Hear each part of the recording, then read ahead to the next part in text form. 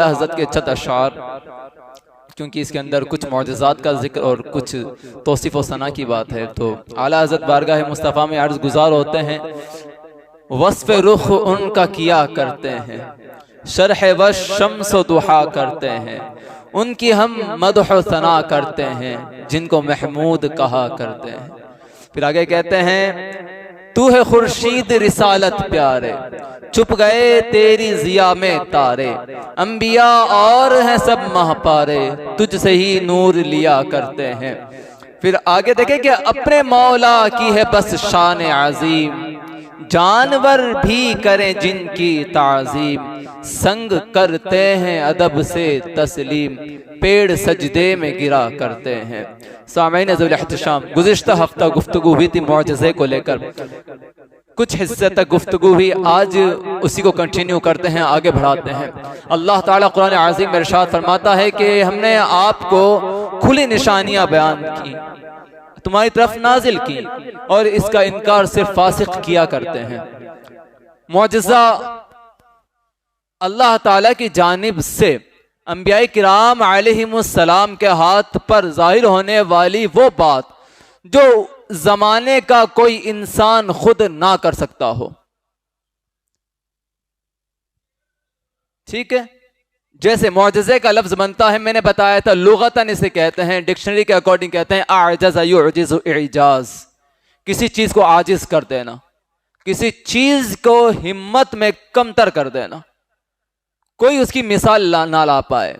لیکن آقا کریم صلی اللہ علیہ وسلم اور تمام انبیاء کرام کے ساتھ جو معجزے کا لفظ بولا جاتا ہے، یہ اس لیے نہیں کہ کوئی جواب ہی دے جائے، بلکہ ہر اعتبار سے کسی کی طاقت نہ ہو، جس کا مسئلہ کیا ہے؟ امر خارق العادتی، ایسا کام جو عادت کے خلاف ہو اور تمام انسان اس کی مثال لانے سے عاجز رہ جائے۔ یہاں دو بات سمجھانی ہے آج آپ کو۔ اصل میں جو ملحدین ہوتے ہیں، جو ناستک ہوتے ہیں، وہ اکثر معجزوں کو لے کر گفتگو کرتے ہیں اور اس کا انکار کر دیتے ہیں، وہ اسے خلاف عقل سمجھ رہے ہوتے ہیں، جبکہ ہم یہ بات کہتے ہیں کہ خلاف عادت ہے معجزہ، خلاف عقل نہیں ہے۔ خلاف عادت ہونا اور ہے، خلاف عقل ہونا اور ہے۔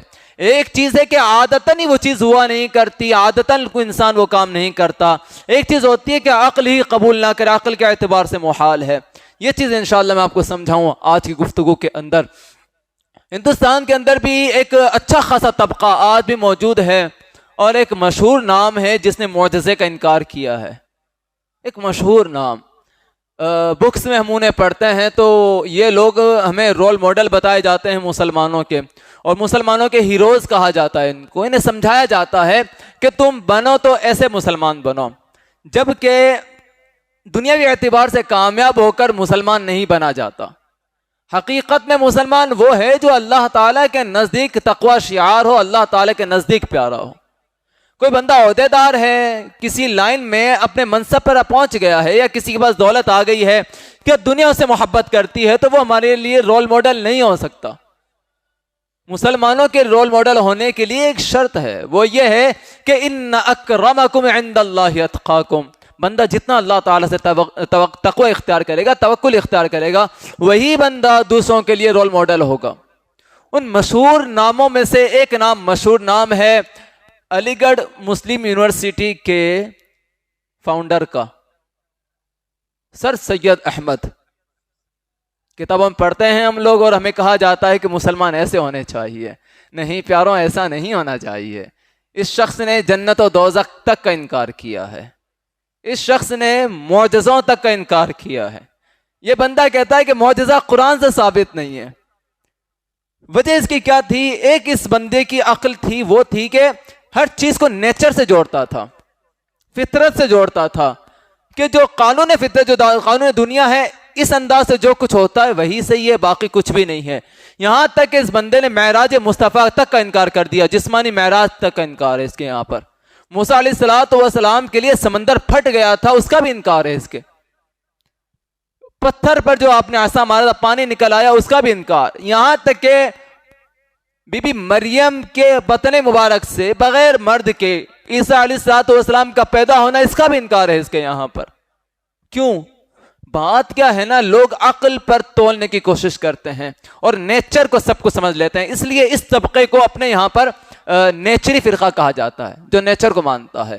لیکن قرآن سمجھنے میں کوتاہی ہو جایا کرتی ہے. اس کی وجہ ایک تھی کیونکہ یہ جو صاحب تھے ان کی پوری تعلیم جو تھی وہ انگریزوں کے درمیان، کرسچنز کے درمیان رہ کر ہوئی تھی، آزاد خیالی میں زیادہ ہوئی تھی، اور قرآن کو اپنے اعتبار سے سمجھنے کی کوشش کی. اسلاف امت نے قرآن کی جو تعلیم تھی اس پر بالکل غور نہیں کیا. ایک بات یاد رکھیں، اگر آج کوئی بندہ قرآن اٹھا کر دعویٰ کر دے کہ میں اپنی عقل کی بنیاد پر قرآن سمجھ سکتا ہوں، دین سمجھ سکتا ہوں، نہیں سمجھ سکتا. کیونکہ دین کے اندر ایک چیز بہت اہم ہے، اسے کہتے ہیں تعامل امت. یہ بہت اہم ہے. یہ کب سے ہے؟ جب سے آقا کریم صلی اللہ علیہ وسلم، پھر ان کے بعد میں صحابہ کرام، تابعین، تبع تابعین، پھر اولیاء امت جیسے آتے گئے، علماء، محدثین، مجتہدین آتے گئے، انہوں نے جو دین کو ڈیلیور کیا ہے، اصل یہ ہے تعامل، اور اسی پر عمل ہوا کرتا ہے. کوئی بندہ اگر اس بیس پر چلتے ہوئے اپنا دین حاصل کرتا ہے تو ٹھیک ہے. اگر کوئی یہ بات کہے کہ نہیں میں پچھلوں کو نہیں مانتا، مجھے تسلیم ہی نہیں ہے محدثین، فقہا، مجتہدین، کوئی کچھ نہیں ہے، میں اکیلا ایسا مسلمان ہوں جو میں اپنی عقل کی بیس پر تو قرآن یا حدیث یا دین سمجھ سکتا ہوں، یہ سخت غلط بات ہے. عام طور پر جیسے سمجھیں، آپ کے سامنے میتھمیٹکس آتی ہے، اس کے رولز پہلے سے لکھے ہوئے ہیں، ان کے ٹیچرز ہوتے ہیں، پروفیسرز ہوتے ہیں جنہوں نے اپنی زندگی اس میں گزار دی ہوتی ہے. کئی ایسے لوز تھے جو کوئی حل نہیں کر سکتے تو وہ لوگ حل کر کے چلے گئے. اب کوئی بندہ اٹھے اور کہے میں کسی کو نہیں مانتا، میں اپنے قانون الگ بناؤں گا اور میں اپنی بیس پہ ان کو سمجھوں گا، کہ وہ سمجھ سکتا ہے؟ نہیں سمجھ سکتا. غلط ہو جائے گا یہاں مسئلہ. ضروری ہے نا کہ کوئی ٹیچر بھی ہونا چاہیے جو آپ کی لائف کے اندر آپ سے پہلے جو ماسٹرز گزر چکے ہیں، ان سے کچھ سیکھنا ہوگا آپ کو. آپ اپنی بیس پر اگر سوچیں کہ کون سا راستہ درست ہے تو آپ تلاشتے رہ جائیں. ایک عمر ہوئی مجھے شہر میں آنا تھا، میں شہر میں آیا، نیا شہر تھا. چلو بیکانیر کی مثال لیتے ہیں. میں اس محلے میں آیا، اس محلے کی گلیوں سے مجھے واقفیت نہیں ہے اور مجھے جانا تھا کوٹ گیٹ کی جانب. اب میں یہ سوچوں کہ اس علاقے کے جو لوگ ہیں جن کے یہ راستے دیکھے ہوئے ہیں، ان سے کچھ نہ پوچھوں، کوئی مجھے بتانے آئے کہ مسافر کہاں جانا ہے اور میں کہہ دوں نہیں تمہاری ضرورت نہیں ہے، میں خود چلا جاؤں گا. اب مجھے بتائیں کہ میں جا سکتا ہوں جبکہ میرے پاس کوئی اور سورس ہی نہیں ہے جانے کے. میں کوٹ گیٹ پہنچوں گا، پتہ نہیں کن گلیوں سے گزرتے ہوئے کہاں پہنچوں گا، کہاں بھٹک جاؤں گا، راہبر نہیں ملے گا نا. اگر کوئی ایک آدمی مل جائے جو راہ جانتا ہو، وہ مجھے کہہ دے کہ صاحب آپ کو یہاں سے جانا ہے، اتنا دور جانا ہے، کیا میں پہنچوں گا؟ نہیں. پہلی مرتبہ پہنچ جاؤں گا. 4 چاند اس بات پر لگ جائیں گے کہ وہ یہ کہے کہ چلو میں چھوڑ کے آ جاتا ہوں. پھر تو کوئی پریشانی نہیں. یہی مثال میں آپ کو سمجھانا چاہتا ہوں اولیاء امت کی، فقہا کی، مجتہدین کی، محدثین کی. یہ لوگ صرف ہمیں دین کی راہیں نہیں دکھاتے بلکہ یہ ہمارا ہاتھ تھام کے اللہ تعالیٰ تک، رسول اللہ تک پہنچانے کا کام کرتے ہیں. اگر کوئی یہ سوچے کہ ان کو چھوڑ کر دین خود سیکھ لوں گا، ایسا ہرگز نہیں ہو سکتا. کیونکہ قرآن کے معنی بہت ہیں، کیونکہ ایک ورڈ جو ہوتا ہے نا اس کے کئی میننگز ہوتے ہیں، جس میں سے سب سے بڑا مسئلہ یہ ہو جاتا ہے کہ جب اپوزٹ میننگز اگر آ جائیں تو آپ کیا کر لیں گے، کیسے معنی نکالیں گے؟ اپنی عقل کی بیس پر نہیں. آپ کو پھر دیکھنا ہوگا کہ میری عقل اس معنی کو لینا چاہتی ہے لیکن حقیقت کیا ہے جو فقہا محدثین نے لیا ہے، تب جا کر آپ درست طریقے پر پہنچیں گے. اس لیے لازم ہے کہ جو قرآن کے طریقے دین سیکھنے جو طریقے پہلے سے چلے آ رہے ہیں، جو تعامل امت ہے، اسی پر عمل کیا جائے. اپنی عقل کو سب کچھ نہ سمجھا جائے. یہاں معجزے کی بات ہے تو ملحدین کا جو مسئلہ ہے وہ انکار کر دیتے ہیں بالکل ہی، اور خلاف عقل کہتے ہیں، جبکہ معجزہ خلاف عقل نہیں ہے. ایسا معاملہ جو عادت کے خلاف ہو اور کوئی دوسرا نہ کر سکتا ہو، یا یوں سمجھیں اظہار قدرت اللہ تعالی علی ایدی الانبیاء، اللہ تعالی کی قدرت کا اظہار ہے جو انبیاء کرام کے ہاتھ پر ہوتا ہے، انبیاء کرام کے ذریعے ہوتا ہے. قدرت الہی. ایک بات میں سب سے اہم بات یاد رکھیں، ابھی معجزہ وجود باری تعالی، اللہ تعالی کے وجود کو ثابت کرنے کے لیے نہیں ہے. معجزہ اللہ تعالیٰ کے وجود کو ثابت کرنے کے لیے نہیں ہے، بلکہ معجزہ انبیاء کرام کو سچا ثابت کرنے کے لیے ہے. یہ بات یاد رکھیں. اصل عقیدہ یہ ہے ہمارے، یہ دین سیکھنا ہے ہمیں انشاءاللہ. معجزہ اللہ تعالیٰ کے وجود کو ثابت کرنے کے لیے نہیں ہے بلکہ انبیاء کرام کو سچا ثابت کرنے کے لیے ہے. اللہ تعالیٰ کے وجود کو ثابت کرنے کے لیے تب تمام کائنات موجود ہے. یہ آگ پانی ہوا تمام مخلوق اللہ تعالیٰ کے وجود کو ثابت کرنے کے لیے ہے، نبی کو سچا ثابت کرنے کے لیے نہیں ہے۔ اس لیے پہلی بات معجزہ صرف اور صرف نبی کی صداقت، نبی کو سچا کہنے کے لیے ہے۔ دوسری بات، معجزے دو طرح کے ہوا کرتے ہیں، ایک معجزے ہوتے ہیں عظما بولتے ہیں جنہیں، بڑے معجزے ہوا کرتے ہیں، اور کچھ معجزات ہوتے ہیں جنہیں معجزات صغرا بولتے ہیں، چھوٹے معجزات۔ چھوٹے یوں نہیں کہ کچھ بہت زیادہ بڑے ہو جاتے ہیں، کچھ بہت زیادہ چھوٹے ہو جاتے ہیں، نہیں، بلکہ کچھ معجزات ایسے ہیں جو لوگوں کی ڈیمانڈ پر، لوگوں کی طلب پر بتائے جاتے ہیں۔ وہ کہتے ہیں کہ ہمیں آپ معجزہ دکھاؤ کہ آپ سچے نبی ہیں، تو معجزہ پیش کیا جاتا ہے۔ اور ایک ہوتا ہے کہ لوگوں کی کوئی ڈیمانڈ نہیں ہوتی ہے، اخلاقی طور پر یا کچھ معجزات ظاہر کر دیے جاتے ہیں۔ مثال کے طور پر معجزات عظما، آقا کریم صلی اللہ علیہ وسلم نے اعلان نبوت فرمایا، تمام کفار قریش مخالف ہو گئے، ڈیمانڈ ہوئی کہ اگر نبی ہیں تو چاند کے ٹکڑے کر کے دکھائیں۔ یہ طلب تھی، اور پھر حق ثابت کرنا تھا اپنے آپ کو، نبی کو سچا ثابت کرنا ہوتا ہے۔ تو آقا کریم صلی اللہ علیہ وسلم نے تمام عرب کے سامنے انگلی کا اشارہ کیا اور چاند کو ٹکڑے کر دیا، ہے نا۔ دوسرے چھوٹے معجزات کون سے ہوتے ہیں؟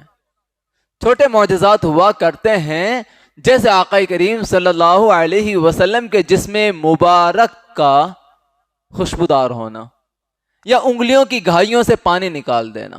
یہ معجزات کفار کی طلب پر نہیں تھے، بلکہ یہ آقا کریم صلی اللہ علیہ وسلم کی ذات سے متصل تھے، جب چاہے آقا ان کو ظاہر کر سکتے تھے۔ لیکن وہ معجزات جو معجزات عظما ہیں، ان کے لیے لازم ہے کہ کفار کا طلب کرنا بھی ہو اور ساتھ ہی ساتھ نبی کی صداقت کا مسئلہ بھی ہو۔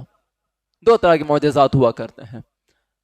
لیکن نبوت کی دلیل کون سے معجزات ہوا کرتے ہیں؟ معجزات عظما، جیسے معراج کا ہونا، قرآن مجید کا ہونا، شق القمر، چاند کے ٹکڑے ہو جانا۔ اب ایک بات ہے، لوگ کہتے ہیں کہ لوگوں نے فرق نہیں کیا، معجزے کو اور مسمرزم کو ساتھ کر لیا۔ ایک طریقہ ہے کہ جس کے ذریعے ہپنوٹائز کر لیا جاتا ہے مائنڈ کو، پھر اس سے جو چاہے بلوا لیں، جو چاہے اس کو ثابت کر دیں، جو چاہے اسے تصور کروا دیں۔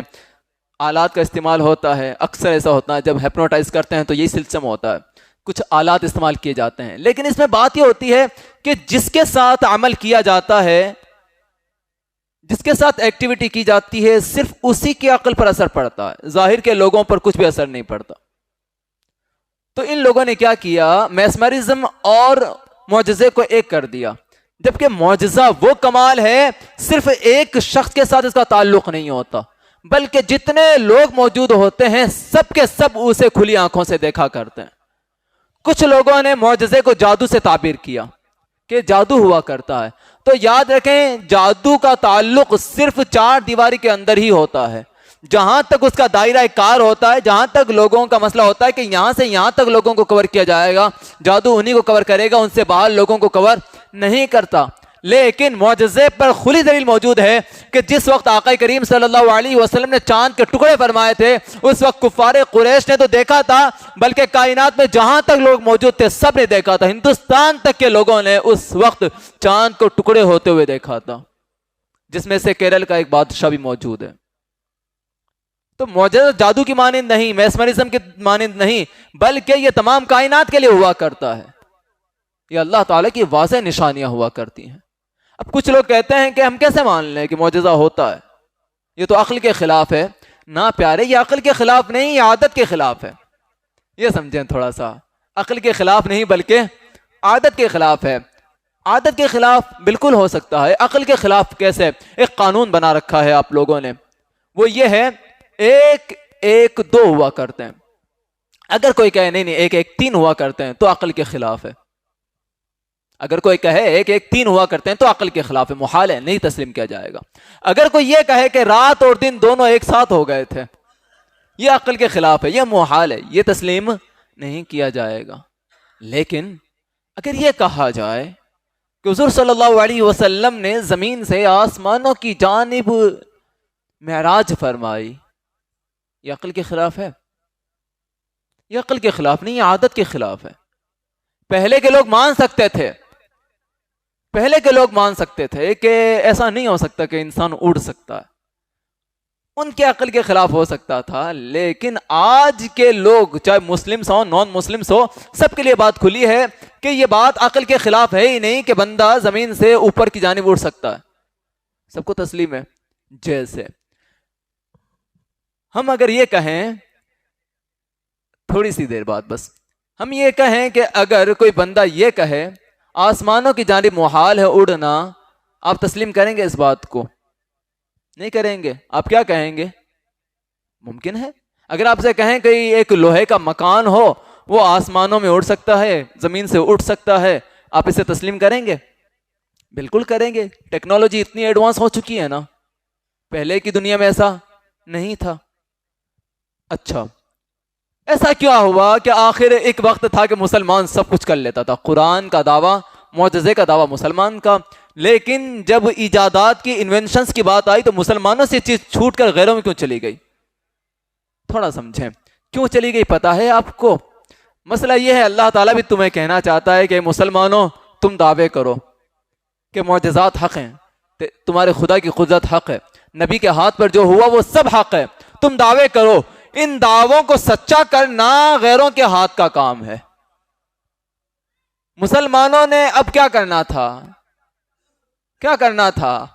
ہمیں لگتا تھا کہ زمین سے آسمان کی طرف اڑنا محال ہے، اللہ نے کہا کہ ہاں تم دعویٰ کر دو کہ زمین سے آسمانوں کی جانب اڑا جا سکتا ہے، ان خلاؤں کو پار کیا جا سکتا ہے، ان کی حدوں کو پار کیا جا سکتا ہے۔ تم نہیں مانتے، چند دن رکو، چند دن رکو، ابھی تم کہتے ہو کہ نہیں اڑ سکتے، زمین سے اوپر نہیں جا سکتے، چند دن رکو۔ پھر انہی لوگوں نے ایجاد بھی کر دیا کہ ایک ہزاروں ٹن کا لوہے کا ڈبہ آسمانوں کی طرف اڑ رہا ہے۔ ہوا نا؟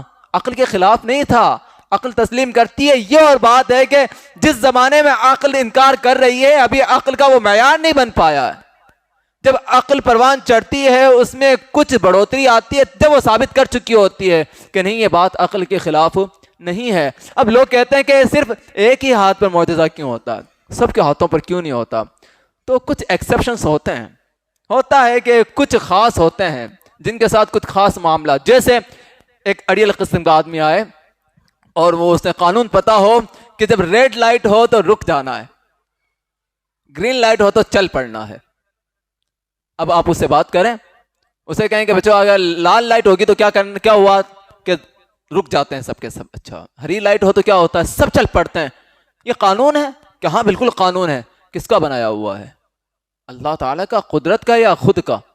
انسانوں کا بنایا ہوا ہے۔ انسانوں کا بنایا ہوا قانون اتنا سٹیک ہے، تم مانتے ہو؟ تمہیں پتا ہے کہ لال کا مطلب رکنا ہوتا ہے؟ نہیں، تم نے بنایا ہے، قبول کر لو کہ اپنے بنائے ہوئے کو۔ اچھا پھر ایسا کیا مسئلہ ہے، تم کہتے ہو کہ لال لائٹ ہو تو رکنا ہے، گرین لائٹ ہو تو چل پڑنا ہے، تو ایمبولینس کے ساتھ کیا مسئلہ ہے؟ وہ تو لال پہ رکتی بھی نہیں ہے، نہ لال ہے نہ گرین ہے اس کے لیے، آخر ایسا کیوں؟ تو وہ آپ سے جھگڑے گا کہ نہیں اسے بھی رکنا چاہیے۔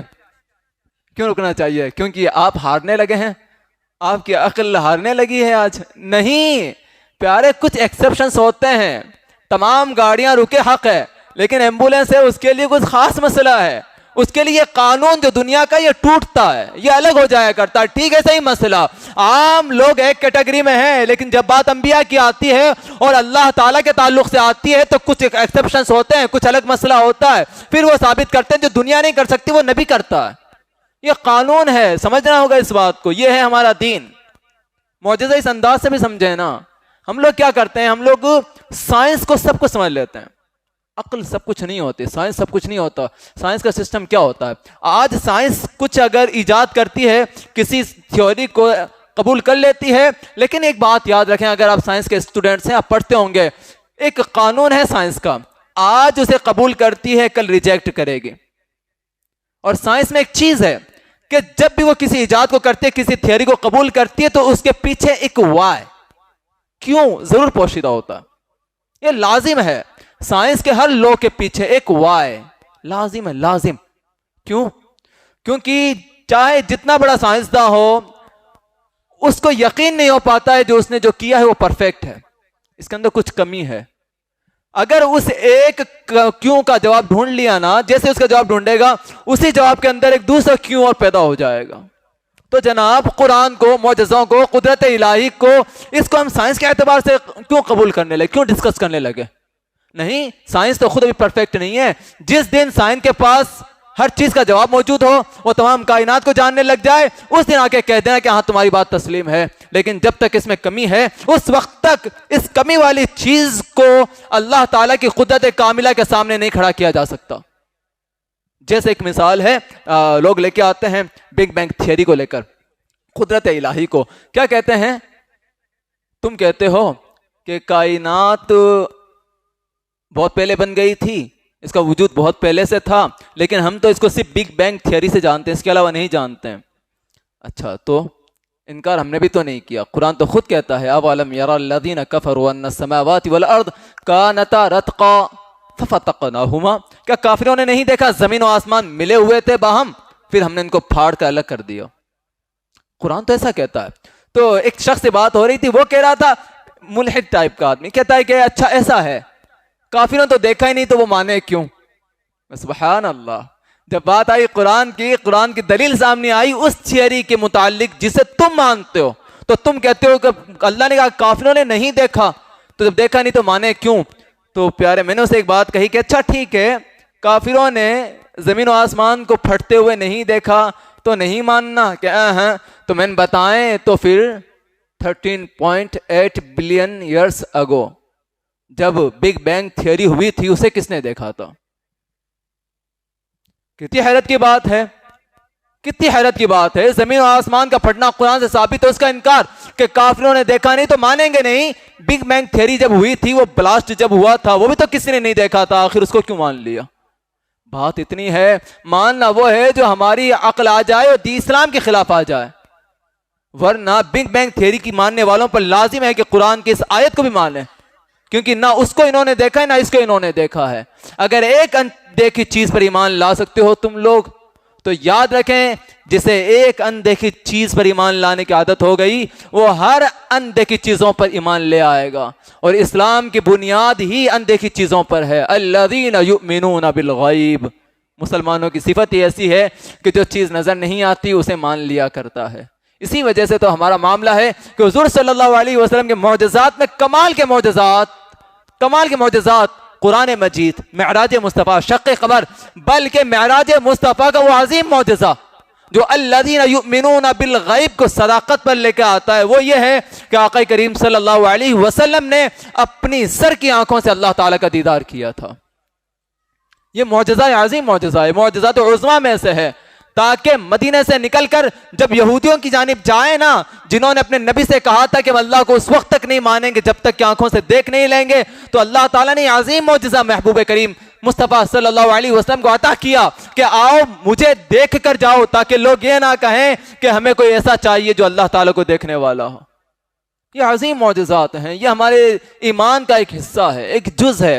پیاروں، دین سیکھیں اس انداز سے نہیں کہ جیسے عام طور پر زندگی گزر رہی ہے، بلکہ اپنی روح میں اتاریں اسے. آپ یہ زندگی کا حصہ بنائیں اسے. آپ جب تک اسلام کو دل سے نہیں لگائیں گے نا، اسے سیریس نہیں لیں گے نا، آپ کی زندگیاں مسلمانوں جیسی نہیں گزریں گی.